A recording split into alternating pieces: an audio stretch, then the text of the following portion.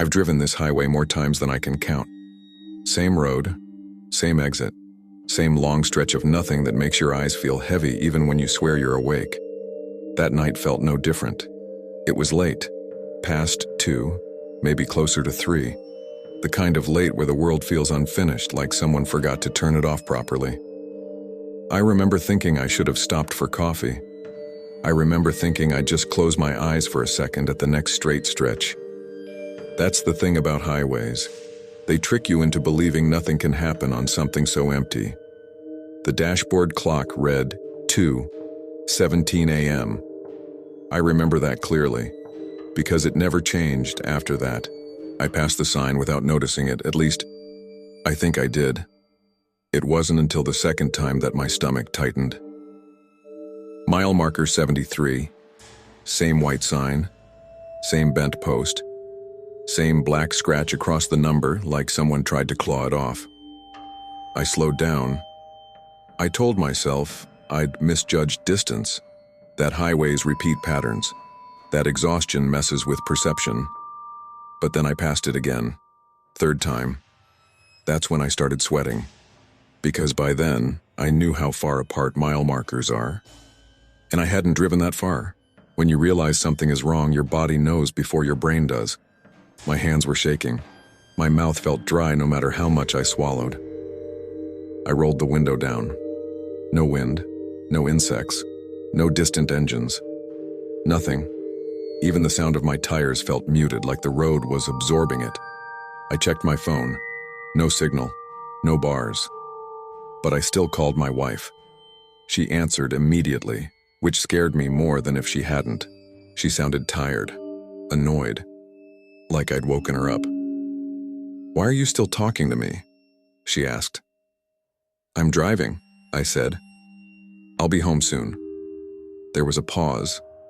Then she said something I still hear in my sleep. "You already came home." I laughed. I actually laughed. That stupid nervous laugh people do when reality slips. "I haven't even exited the highway," I said. Her voice dropped. "Then who's standing in the hallway?" The call ended. I screamed her name into the phone until my throat hurt. I pulled over. That's when I noticed the blood. It wasn't everywhere. Just small stains on my sleeve, on my knuckles, like I'd been gripping something hard. I don't remember bleeding. I don't remember being hurt. The headlights flickered. That's when I saw the patrol car.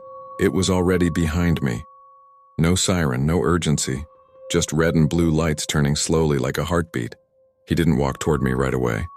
He stood by his car, watching. When he finally approached, I noticed his uniform looked old. Not dirty. Aged. Like it belonged to another decade. "Sir," I said, "I think something's wrong with this road." He nodded. That was the first thing he did. Not surprise, not concern. Recognition. "How many times have you passed it?" he asked. "Passed what?" "Mile marker 73.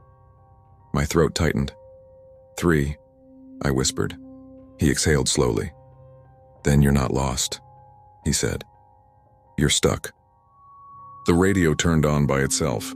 Static. Then a calm voice. "Fatal accident reported near mile marker 73. I couldn't breathe. Every word felt like it was peeling something open inside my head. I remembered the headlights drifting. I remembered the moment I stopped correcting the wheel. I remembered thinking, just for a second. The patrolman looked at me. "You didn't feel it," he said. "That's why you're still here." We walked to the marker together. The desert changed as we moved. The sky felt wrong. Too close. "You can keep driving," he said. "Most do." "What happens to them?" "They forget why they're driving." I looked at him then. Really looked. And I saw my own face under the cap. Broken. Dead. Waiting. 58, 060, 0. The end. I saw the wreck. My car folded around a tree I never saw coming. I saw myself inside. Still. Peaceful. I understood then. The road wasn't punishment, it was mercy. A place your mind builds when it isn't ready to stop.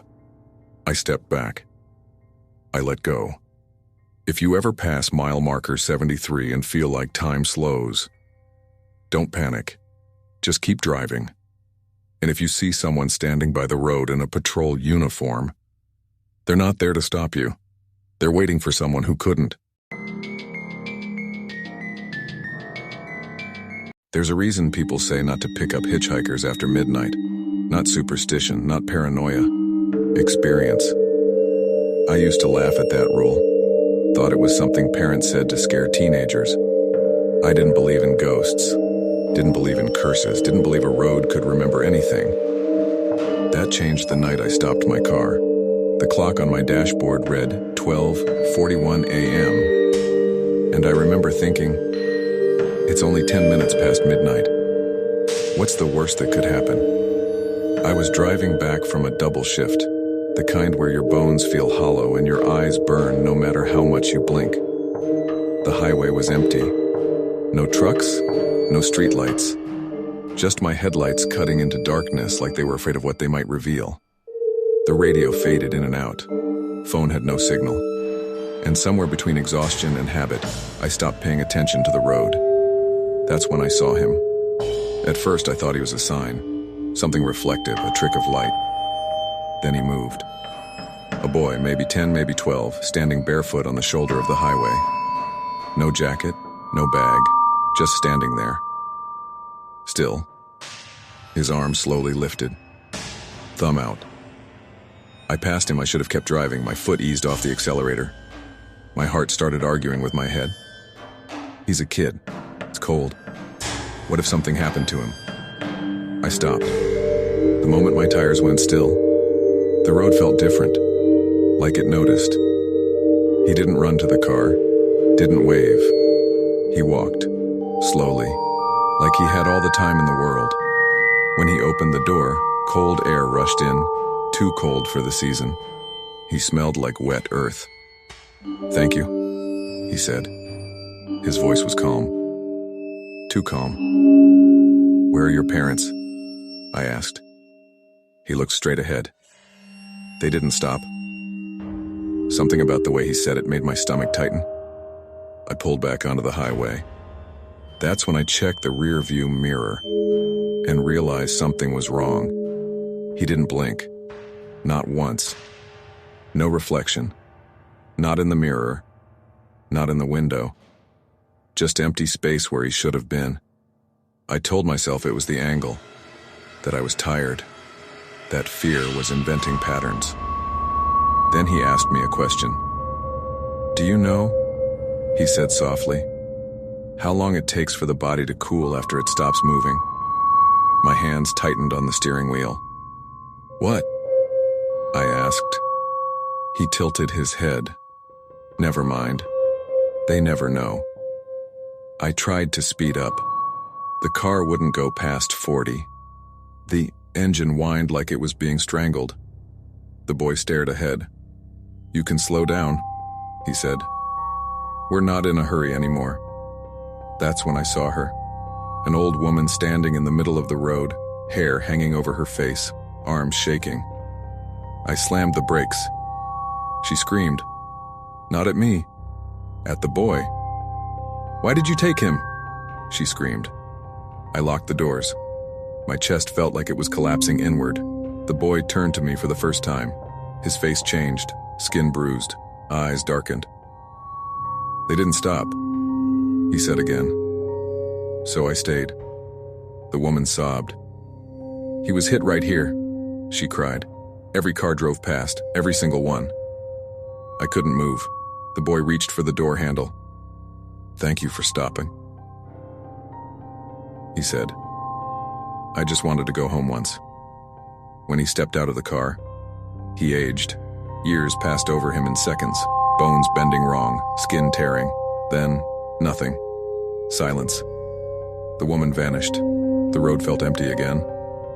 My car suddenly moved freely. The engine roared like it had been waiting. Police found me parked on the shoulder at dawn. They said I was shaking, crying. They asked why I'd stopped there.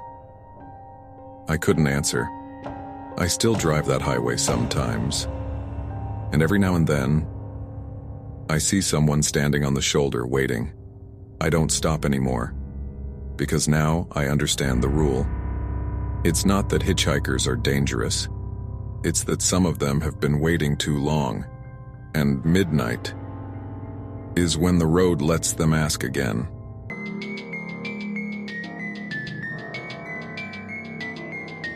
I used to believe roads were just roads, lines drawn on a map, paths between places, nothing more. That belief is the reason I almost disappeared. I was a travel vlogger back then, the kind who chased places no one had heard of yet, because obscurity felt like opportunity. If something wasn't on the map, I wanted to be the first to put it there. That's how I heard about the road, not from Google, not from signs. From a man at a roadside tea stall who looked at me like I'd asked him about the dead. "There's a road," he said slowly, "that doesn't like being remembered." I laughed. That was my mistake. The turnoff didn't have a sign, just a break in the trees, a stretch of asphalt darker than the rest. My GPS froze the second I crossed onto it. Not recalculating, not loading.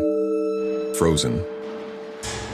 I remember saying out loud, joking to the camera, "Guess even satellites don't like this place." The air felt thick. Sound didn't travel right. Even my own voice felt like it was being swallowed before it reached my ears. Then I saw the first sign. The sign was new, clean metal, fresh paint. It said, "Welcome to," nothing else. No town name, no distance. Just an empty space where letters should have been. I stopped the car, got out, touched the sign. The metal was warm. That's when my phone buzzed. A message from my editor. "What road are you on?" she asked. "You didn't say." I looked back at the sign and realized I didn't know what to tell her. At first it was harmless. I forgot the name of the song playing on the radio, then the artist, then why I liked it. I laughed it off. We forget things all the time, right? But then I tried to introduce myself in a voice note and paused because the name in my mouth felt wrong, like it didn't belong to me anymore. I checked my ID.